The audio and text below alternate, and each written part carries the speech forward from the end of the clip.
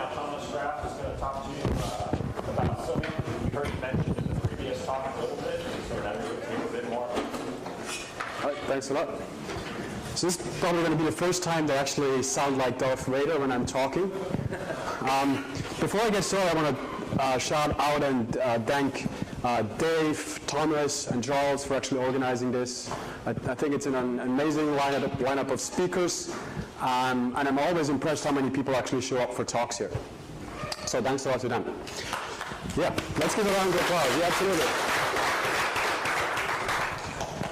So what I want to talk about today is Cilium, and it is an implementation for container networking or networking in general, which is leveraging BPF, so the technology that Daniel just talked about. Before I dig into the details, I want to basically give some insight on how we see the future of networking. I'm sure all of you are familiar with SDN and how we got to SDN. What could be the next step? Like, how is SDN the ideal model, in particular for software networking or for networking done on the server? And I personally believe that the existing flow table-based model works very well for hardware and works well for virtual switches, but it's not necessarily the best model if we have programming languages and we have JIT compilers and we have the full flexibility. We can, on a CPU, can do anything. Why do we want to limit ourselves to technology that has initially been invented for fixed ASICs? So the future of networking I see as BPF programs getting generated for every individual endpoint. And an endpoint could be a Linux task, a C group, a VM, a container, a pod, whatever. Anything that basically communicates with network packets can be an endpoint. And when I say we generate a program, what I mean with that is we will generate a program that does all the networking. Do you guys hear this echo thing as well? Otherwise, I will just do it without the mic. It sounds very straight.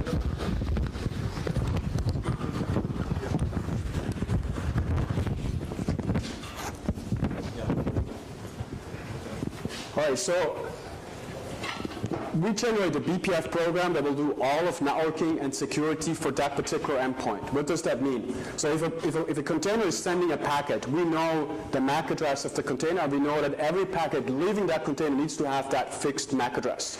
So instead of configuring this somehow, we basically write a program that has an if statement in a program that says, if the source MAC is not like this specific MAC, then drop the packet, and so on for everything. So instead of having flow tables, it's actual programs that we leverage.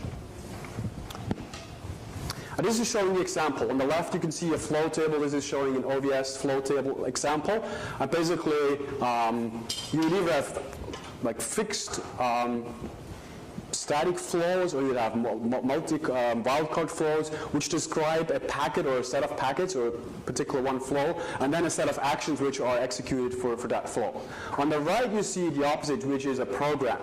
And the program defines the behavior for every packet that is flowing through that program. In this example, it's showing basically the if statement that says every MAC address needs to be the MAC address of the container, otherwise it cannot leave the container.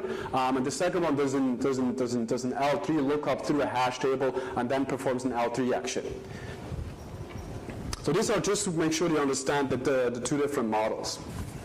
And to recap, this is basically what Daniel told about, which is how can you attach these BPF programs and actually apply it to networking. Daniel talked about the tool chain on top, which is you have pseudo C code, you can use LLVM BPF backend to translate pseudo C code to BPF bytecode. You can then take that bytecode, load it into the kernel. The verifier ensures that you're not actually crashing the kernel, and you can then attach it to various hooking points inside the kernel. The ones we actually currently leverage are TC ingress and egress and XDP. So we get the capability of passing all packets that leave a container or go into a container, or that we see on the wire on top of a VXLAN and cap device or something like that. We can feed all of them through BPF programs. So this is basically the one BPF program per endpoint visualization, right? the key element is it's not a single BPF program, it's one BPF endpoint per endpoint, which means that program only contains what is essentially required for that endpoint. To give you a couple of examples, if an endpoint will only ever talk IPv4, we will definitely not compile in any IPv6 support at all into that program. If an endpoint requires port mapping, for example, a service is running or a task is running on port 8080 but wants to expose itself with port 80, we will compile in the instructions necessary to do the port translation. If that is not needed, we'll simply omit it out. Another example is if we require policy enforcement, we'll compile it in. If we don't need it, we'll compile it out. This means that instead of having a configurable pipeline, we have a programmable pipeline that always only contains the minimal amount of code required. So what's the promise of all of this? So we heard several DPDK talks. I'm sure all of you are familiar with the Linux kernel and the networking capabilities thereof. What this is trying to achieve is basically find that sweet spot in the middle, which is the flexibility and the extensibility of user space networking. Also the performance of it, because we can write a program with the exact requirements that we need. Right? This is where a lot of the DPDK interest is coming from, because you get to define exactly what your application is supposed to do with packets. At the same time, we don't want to leave the kernel. We want to stay within the kernel to leverage the hardware abstraction. We want to leverage the safety model that the kernel provides, and we want to have the reliability of the kernel. Right? The kernel provides a BPF verifier which ensures a BPF program cannot crash the kernel, because the consequences can be very severe. If you have a bug in your protocol parser and you could trigger that remotely through a packet, a single packet could essentially take down your entire data center. It's definitely something that you want to avoid at all costs. So some mechanism needs to be in place to ensure that the safety can be guaranteed.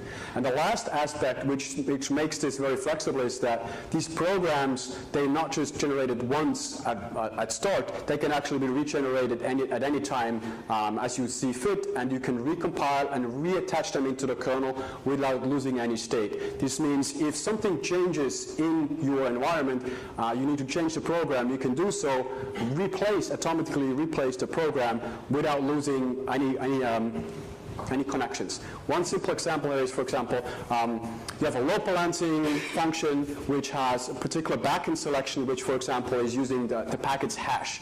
Now you want to go over and use least connected. You can regenerate the code, and the code will only include the new backend selection, atomically replace it, and all the connection state is still in place. This is because code and state in BPF is separate, right? There's BPF bytecode and there's BPF maps, and the maps contain the state.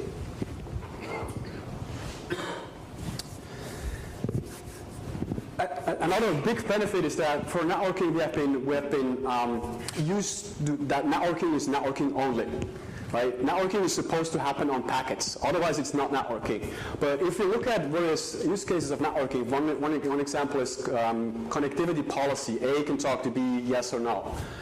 Does it really make sense that if A is sending, or if A wants to talk to B, to actually construct a packet just to drop in the end because of policy? That doesn't make any sense. What we want instead is to actually deny the system call that is causing the packet to be constructed. So we can start thinking outside of the box of traditional networking and start connecting concepts such as attaching BPF programs to system calls, to trace points, and so on, and actually provide the actual functionality that the application developer wants at the right level, instead of trying to solve everything at networking level. And as Daniel talked a little bit about XDP, XDP gives us the ability to run BPF at the driver level, so very close to the hardware. We can achieve like the DPDK claimed wire speed in the very same way. So this is definitely interesting for things like load balancing, dropping packets early, and so on. This is probably the most obvious one. Like if you can generate a program, you can actually turn a lot of configuration into constants. So things like the container's MAC address or the task's MAC address, IP address, all of that will just become constants in the program, and the compiler can optimize them. So literally, like an IPv4 address will basically just be loaded into a register before it's written into the packet. So there is no cache miss and looking up the IP address of the container first. It's in the program. The compiler can optimize it heavily. Another one is that we can pick the right data structure on the fly. What does that mean? It really matters. The data structure are usually, there's a best fit depending on your specific need. If you have service A, service B, or task A, task B, they talk to each other, and B has a list of 2 allowed consumers, it actually makes sense to unroll that loop and encode the allowed consumers directly into the code. If you have 10,000 allowed consumers of that service, it doesn't make any sense to have to unroll the loop. Then you want a hash table, right? If you have a data structure that's actually collecting data, let's say statistical data, then you're writing to that hash table a lot. So you definitely want per CPU hash tables. So based on these needs, we can pick the right data structure at code generation time. As I said, data or state is decoupled from code, which means if your program is collecting state or is collecting statistics, you can replace the program without actually losing state or data, which means we can, for example, upgrade a data path, add support for additional protocol without a single connection getting dropped. Collect your own statistics. We had huge discussions over the last couple of years in the kernel environment about what types of TCP metrics should be collected. This is a huge discussion because every single statistic collected will have a performance impact. BPF and Cilium allows you to basically define your own statistics collectors as you see fit, because you are the only person that actually pays the penalty for it. You're not imposing the penalty, the performance penalty, on everybody else. So whatever BPF is capable of matching, which is essentially everything, you can collect statistics of some sort.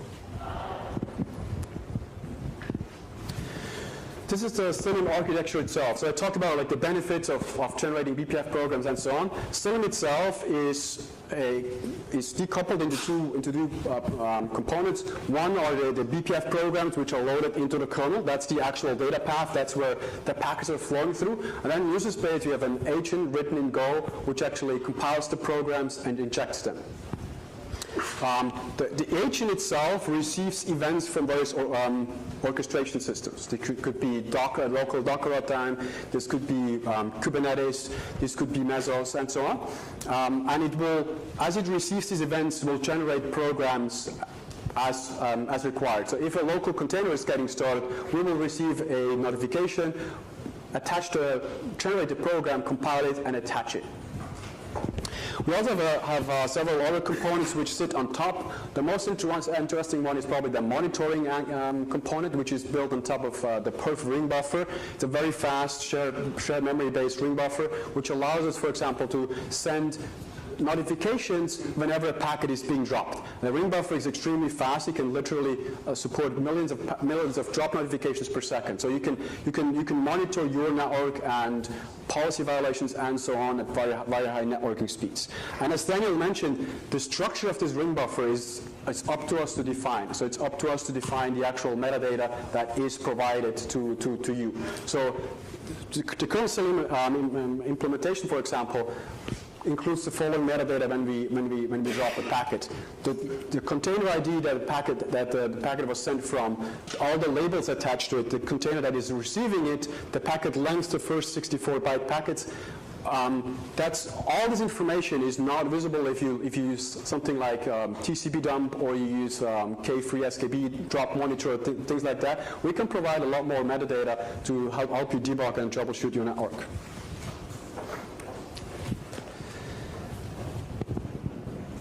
Cilium takes advantage of BPF in two ways. One, I talk a lot about like the performance benefits, security benefits, and so on. We take the flexibility to actually drastically simplify the networking model. So the networking, we basically throw out most of networking principles that are out there. It's a single L3 network, flat, there's no subnets, nothing. Potentially every endpoint can talk to every other endpoint as long as the security policy allows for that. So you don't need to run BGP or anything like that. It's completely flat, right? A lot of people claim L3 only is a huge simplification. I'm really sure that people have never run BGP, large BGP networks. It's actually not trivial at all, right?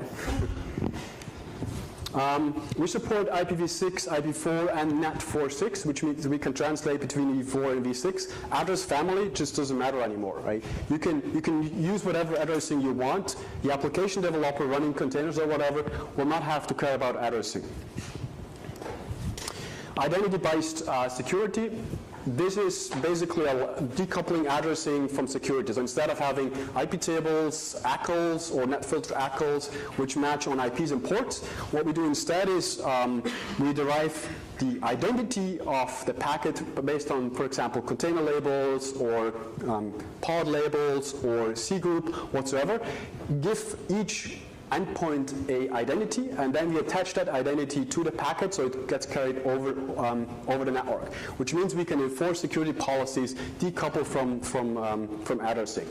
This scales extremely well because an identity is just a number. So on the receiving side, it's literally just a hash table lookup that decides whether a packet is supposed to be delivered or not, which means the cost of policy enforcement is the same whether you're running one endpoint, 100,000 endpoints, or whether you have one policy rule loaded or 10 million policy rules loaded. All the complexity is in the identity generation.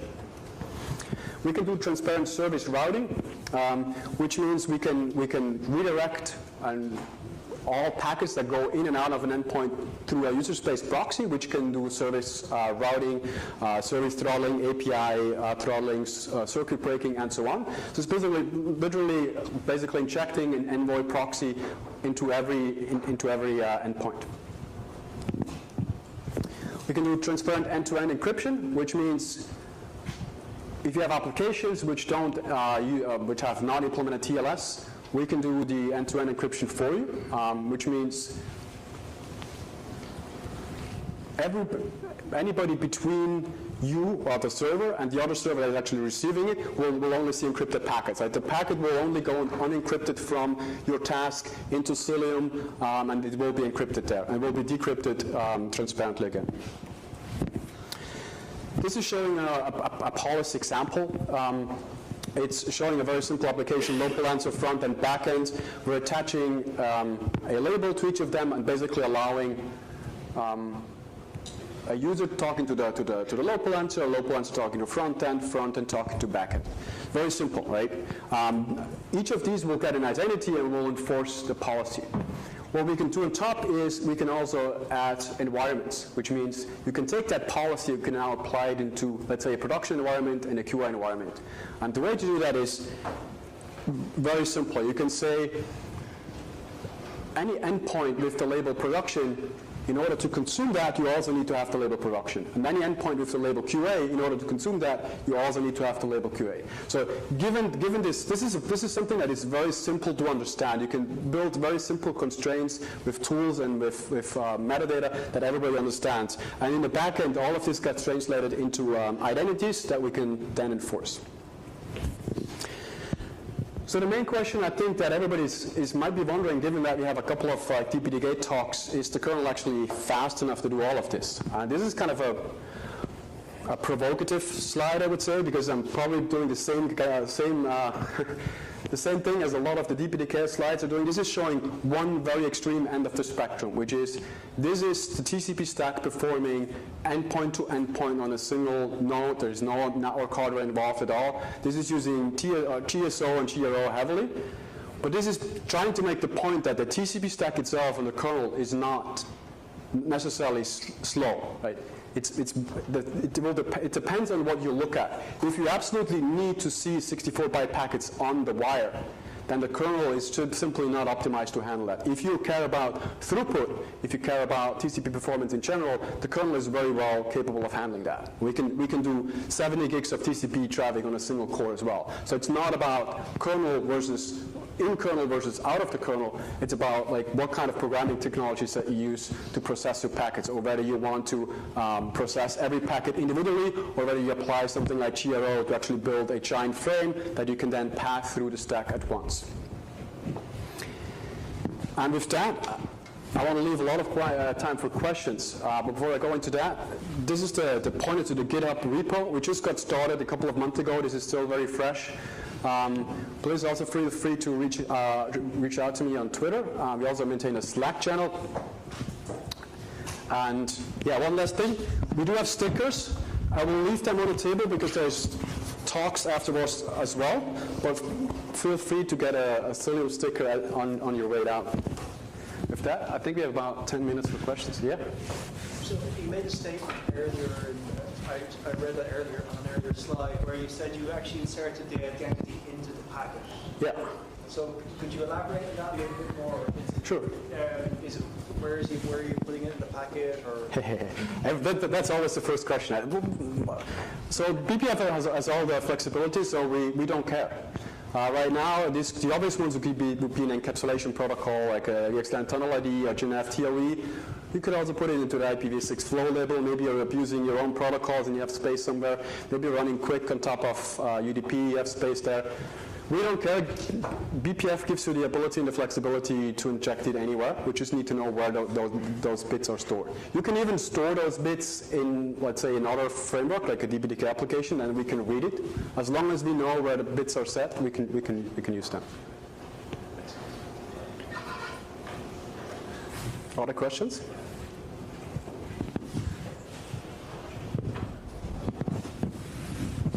Yeah. You said it's the future of networking? Yeah. Well, you have to start with something that's bold, right? So, do you mean BPF is the future of networking, or zip compilation? I don't know. Do you mean we should have BPF support with BPF, for example? I think, so when I say this is the future, I think the model is the future, and whether BPF as the technology as it stands right now is the future, I don't know, we'll see. I see code generation and writing particular, like specific programs to solve networking and security for particular endpoints. I see that as an evolutionary step on top of SDN, or as the flow table-based SDN, I would say. And to answer the second question, which is the second question, should we add like BPF to DPDK? Absolutely. I mean, there's a classic BPF user space runtime already. We should definitely have an eBPF one that runs on top of DPDK, so we can have BPF in user space as well. Vincent. Back to the OVS and BPF. There was some prototypes that were done. Do you know if there is a plan to more integrations between, and would it make sense Cilium to converge a bit with OVS? Or? So the question is, what about the OVS project that is on the way to actually leverage BPF? As far as I know, what they're looking at right now is actually building a fully compatible replacement for the existing kernel data path, which means the BPF program will actually parse netlink messages and take existing data path flows, whereas Cilium is not adopting the flow table model at all and doesn't even have a concept of flow. So I think there's little overlap, and it doesn't make sense unless OVS readjusts and refocus on something else other than a flow table model. Go ahead. So some of the other use cases I've seen for BPF has been, let's say, having a P4 front end, Yeah. and then a BPF back end, and that kind of very closely follows the kind of paradigm that you kind of described earlier, which is that you have flows and flow tables, and it kind of it's the same kind of paradigm. What you're aiming to do here is something very different, which is that you hook onto a system call, or you could hook anywhere in the stack. But that would mean that there's a deficit of tools that can talk to something that looks like that. How do you attend like something from, let's say, the orchestration down to the SDN controller, down to the actual platform? Cilium looks very different. How do you tend to address that gap? How am I supposed to repeat that question now? Well, the question is like there's Sorry for asking hard questions. no, I think it's an excellent question. So the question is, there's proxies out there which allow you to write P4 code, translate that into BPF, which is then being run. BPF has the flexibility to be a backend for P4. Then the second part of the question, well, Cilium is aiming for something that is actually not in line with P4 in terms of it's not a pipeline-based flow model. It does not have a configuration and then a runtime mode. How does Cilium cope with the lack of tooling that has been created for flow-based models? Frankly, we just have to create new tooling, but this is a good chance because a lot of the tooling has been written for networking models that have been around for 20, 30 years. It's not necessarily tooling you require in a cloud environment or in a DevOps environment where frankly, a lot of people don't even have the capability to learn all of networking. They have the skill sets required is very wide. If you can abstract that and actually provide tooling that is more specific and more abstracted and is still sufficient, I think that's the way to go. An application developer would like to see a packet drop notification from this container to this container, or from this service to this service. An IP address doesn't tell an application developer anything because it doesn't even know like what an IP address relates to in terms of which service that might be. Yes. Is Cilium capable of adding to and manipulating network service headers? The question is Cilium capable of adjusting, manipulating NSH headers, right? Yep. So BPF can manual any packet data. It can also extend, modify the packet size. So it is capable. As I mentioned in the talk, we have actually implemented a full NAT4.6 implementation of BPF, which also requires, obviously, to rewrite the entire header and change the packet size. So absolutely, yes, it is capable of manualing NSH headers. I want to point out the limitation, though. One limitation is that you cannot have a plain loop in BPF. You need to unroll the loop, because a loop would potentially be a problem if it never breaks out of the loop. You can crash your kernel, right? That's the limitation. So on the parsing side, you need to be more creative. You can just code a single. Yeah, absolutely. Yeah, absolutely. So BPF is not specific to any protocols at all. It's completely generic. If 2 minutes, I think it's one more question if there is one. Otherwise. All right, thanks a lot, guys.